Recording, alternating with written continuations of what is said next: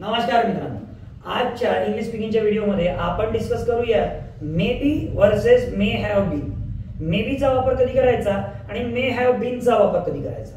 एखादी गोष्ट कदाचित एखादा व्यक्ती करत आहे, आपल्याला अंदाज दर्शवायचा आहे, तिथे आपण मे बी चा वापर करतो.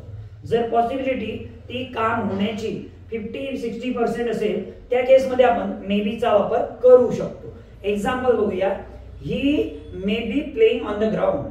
तो कदाचित ग्राउंडवर खेळत असेल. प्रेझेंट मध्ये मी हे अंदाज दर्शवतोय. He may be playing on the ground. He may be playing on the ground. तो कदाचित ग्राउंडवर खेळत असेल. He may be playing on the ground. आता प्रेझेंट पॉसिबिलिटी दर्शवण्यासाठी जसं मे बी वापरतात, तसंच पास्ट मध्ये भूतकाळामध्ये पॉसिबिलिटी दर्शवण्यासाठी मे हॅव बीन चा वापर करतात. हे कदाचित तुम्हाला माहित नसेल. जसं मला म्हणायचं आहे की तो काल कदाचित खेळत असावा. काल 2 वाजता तो कदाचित खेळत असेल. काल 2 वाजता तो कदाचित खेळत असेल. तर मी कसं म्हणणार? He may have been. He may have been playing on the ground at 2 PM yesterday. म्हणजे याचा अर्थ असा झाला की काल 2 वाजता तो कदाचित खेळत असावा. पॉसिबिलिटी 50-60% एक पॉसिबिलिटी आहे की तो कदाचित 2 वाजता खेळत असावा. म्हणजे प्रेझेंट पॉसिबिलिटी दर्शवण्यासाठी जसं तुम्ही मे be, might B, would be वापरू शकता अकॉर्डिंग टू पॉसिबिलिटी.